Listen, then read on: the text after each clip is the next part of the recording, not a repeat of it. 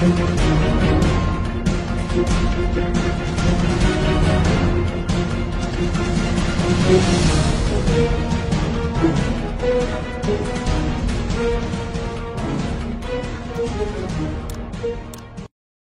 all covered in today's China Truths.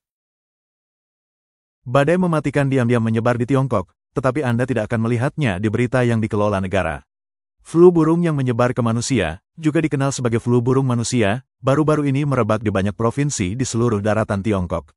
Peternakan ayam, bebek, dan angsa menderita kerugian besar. Ribuan, bahkan puluhan ribu burung mati dalam semalam, bersamaan dengan demam babi Afrika yang meluas. Namun, yang lebih mengkhawatirkan adalah informasi tentang penyakit ini hampir sepenuhnya diblokir. Media pemerintah jarang menyebutkannya, dan mereka yang berani berbicara berisiko dikendalikan. Apakah Tiongkok menyembunyikan tragedi kesehatan global? Mungkinkah virus tersebut bermutasi, menempatkan manusia pada risiko pandemi baru? Semuanya akan terungkap dalam program hari ini. Flu burung manusia telah merebak di banyak wilayah Tiongkok. Pada tanggal 10 Maret, seorang selebritas media sosial Tiongkok bernama Li Minggu membagikan kepada para penggemarnya informasi terbaru yang dia miliki tentang flu burung manusia. Menurutnya, setidaknya 4 provinsi, termasuk Anhui, Shandong, Guangdong, dan Guangxi, saat ini mengalami wabah. Khususnya, wabah di Anhui telah menyebar luas, menciptakan kesenjangan besar. Di Shandong, area karantina telah didirikan secara luas. Li melanjutkan dengan menyatakan bahwa di Shenzhen, Guangdong, tidak hanya COVID-19 dan influenza A yang dilaporkan, tetapi sekarang flu burung manusia juga mulai muncul. Dia menekankan bahwa orang-orang di daerah ini memiliki kebiasaan makan yang beragam, yang berkontribusi pada penyebaran flu burung yang kuat. Pada beberapa hari, jumlah kematian mencapai lebih dari selusin orang. Li Minggu juga menekankan bahwa kejadian-kejadian ini terjadi secara diam-diam tanpa kesadaran publik, dan tidak ada yang akan mengumumkannya secara terbuka. Petugas pencegahan epidemi lain, menggunakan nama samaran Li Hua, juga mengonfirmasi pada 10 Maret bahwa flu burung manusia telah merebak di banyak wilayah Tiongkok, termasuk Shenzhen, yang terkena dampak parah. Area karantina telah didirikan sepenuhnya. Menurut keterangannya, area karantina saat ini terdiri dari kamar-kamar tunggal dengan makanan dan obat-obatan yang diantarkan oleh robot, dan dokter secara langsung memantau dan memberikan obat-obatan. Rumah Sakit Nomor 4 Kota Nanning, Guangxi, baru-baru ini mengeluarkan peringatan bahwa pada 25 Desember 2024, mereka menerima seorang pasien dengan flu burung H1N3 kritis, pneumonia parah tingkat 1, gagal napas, sindrom gangguan pernapasan akut, dan sepsis.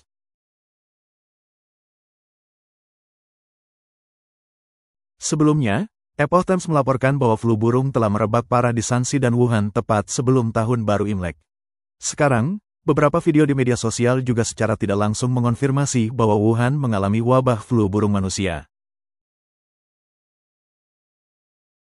Pada 8 Januari 2025, staf pencegahan epidemi yang mengenakan pakaian pelindung putih besar mengambil sampel lingkungan di sekitar area yang terinfeksi di Wuhan pada malam hari. Adegan ini direkam oleh warga setempat dan diposting secara online. Dalam komentar online, seorang netizen di Jiangsu bertanya, apakah pusat pengendalian penyakit hanya badan pelaksana? Orang lain di Guangxi marah, apakah epidemi hanya menyebar diam-diam seperti ini?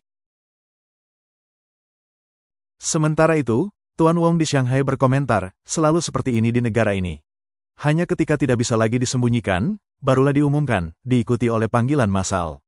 Saat itu, para petani sudah menjual semua ayam yang sakit ke pasar. Selain itu, sebuah video yang baru bocor menunjukkan bahwa pada tanggal 11 Maret personel pencegahan epidemi pergi dari pintu ke pintu di area perumahan untuk melakukan disinfeksi, menyebabkan netizen berdiskusi dan berspekulasi. Pada 25 Februari, pemerintah Tiongkok mengumumkan rencana tanggap darurat komprehensif untuk insiden tak terduga. Salah satu pembocor informasi flu burung di Tiongkok mengatakan bahwa daerah-daerah secara aktif melakukan latihan pencegahan epidemi, yang terus-menerus dipromosikan.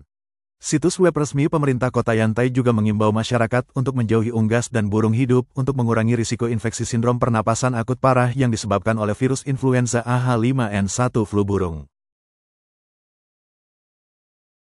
Dia juga mengatakan bahwa saat ini sejumlah besar burung unggas dan lebih dari 100 spesies mamalia terinfeksi virus influenza H5N1 flu burung secara global dengan frekuensi tinggi.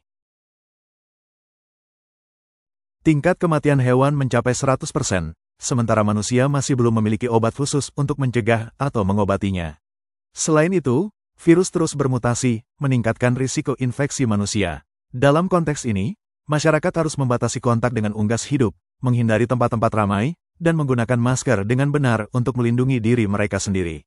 Pada saat yang sama, dia juga melampirkan rencana tanggap darurat untuk orang yang terinfeksi flu burung yang dirilis oleh Provinsi Guangdong pada 9 Maret, yang terdiri dari total 34 halaman. Dokumen ini merinci proses pengambilan sampel virus flu burung dan persyaratan perlindungan sekunder, termasuk mengenakan pakaian pelindung biasa, topi kerja, lapisan tambahan pakaian pelindung, kacamata pelindung, dan masker, sarung tangan karet, dan penutup sepatu. Saat menyembeli dan menangani unggas, perlu mengenakan sarung tangan karet khusus dan sepatu bot karet. Setelah menangani penyakit setiap kali, tangan harus dicuci dan didesinfeksi segera. Selain persyaratan perlindungan sekunder, staf medis dan pengumpul sampel harus mengganti masker dan kacamata mereka dengan respirator wajah penuh. Orang yang harus diambil sampelnya termasuk pasien dengan pneumonia penyebab tidak diketahui, kasus dugaan flu burung termasuk kasus tertunda, kasus yang didiagnosis secara klinis, dan kasus yang dikonfirmasi, dan kontak dekat pasien dengan manifestasi klinis abnormal seperti demam, serta kasus lain di mana kemungkinan infeksi flu burung harus dikesampingkan. Pada tanggal 12 Maret Li Hua juga mengatakan kepada seorang reporter dari Epoch Times bahwa wabah flu burung saat ini di Tiongkok terutama adalah strain H5N1. Selain itu, ada juga H7N9. Baik strain H5N1 dan H7N9 memiliki tingkat kematian yang tinggi, dengan H5 memiliki tingkat kematian yang lebih tinggi daripada H7. Menurut Organisasi Kesehatan Dunia, seorang petani di Hebei memposting video online yang membagikan bahwa 900 angsa di peternakannya mati dalam semalam karena flu burung. Dia mengungkapkan keputusasaannya karena tidak ada obatnya. Dalam komentar, dia juga mengatakan bahwa dia dulu memelihara babi, tetapi babi-babinya juga mati karena penyakit itu. Pada tanggal 23 Februari, sebuah perusahaan bioteknologi di Shandong memposting pemberitahuan penting di akun media sosialnya, memperingatkan semua peternak angsa untuk memperhatikan. Staf penjualan obat hewan, staf penjualan pakan hewan, dan personel yang tidak berwenang sama sekali tidak diizinkan memasuki area pembiakan. Perusahaan menekankan bahwa wabah flu burung sangat serius dan tidak dapat diabaikan. Video yang menyertainya memperingatkan bahwa flu burung telah menyebar di seluruh Shandong dan Henan, menyebabkan kerusakan luas. Orang-orang disarankan untuk mengambil tindakan pencegahan dengan serius. Pada 24 Februari, seorang teknisi dukungan ternak di Henan bernama Lily juga memposting video yang mengonfirmasi bahwa situasi flu burung sangat serius. Sejak sebelum tahun baru Imlek, puluhan ribu rumah tangga peternakan ternak telah kehilangan segalanya, dan beberapa peternakan besar telah menderita kerugian ratusan ribu yuan. Menanggapi situasi flu burung patogenik tinggi yang semakin serius, pemerintah Tiongkok telah mengeluarkan rencana vaksinasi wajib untuk pencegahan penyakit hewan pada tahun 2025. Dalam daftar penyakit yang memerlukan vaksinasi wajib, flu burung patogenik tinggi berada di urutan teratas. Kebijakan tersebut mengharuskan semua unggas yang dipelihara di semua provinsi dan kota, termasuk ayam, bebek, angsa, merpati, dan puyuh, untuk divaksinasi terhadap strain H5 dan H7 dari virus flu burung patogenik tinggi. Namun, meskipun ini dapat memastikan pasokan unggas dan menyelamatkan industri ternak, jika virus mulai menyebar luas dari orang ke orang, konsekuensinya akan sangat serius.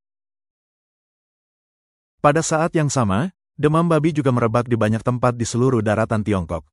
Pada 20 Maret, Epoch Times melaporkan kasus-kasus dengan gejala termasuk suhu rendah, kehilangan nafsu makan, dan kematian cepat. Pusat Pengujian Hewan menemukan bahwa itu bukan demam babi Afrika, tetapi penyebabnya tetap tidak jelas. Beberapa ahli menduga bahwa babi mungkin terinfeksi virus flu burung H5N1. Menurut video oleh Ibu Su, seorang petani di Shandong, epidemi saat ini memiliki tanda-tanda yang tidak biasa. Kulit babi tidak berubah ungu, mereka tidak batuk atau mengi, tetapi mereka mati sangat cepat. Pada saat mereka ditemukan, sudah terlambat untuk melakukan intervensi. Situasi serupa telah dilaporkan di Taiyuan dan Taixing di Jiangsu. Petani lain di Henan, Tuan Gu, juga menggambarkan adegan mengerikan dalam sebuah video pada 17 Maret.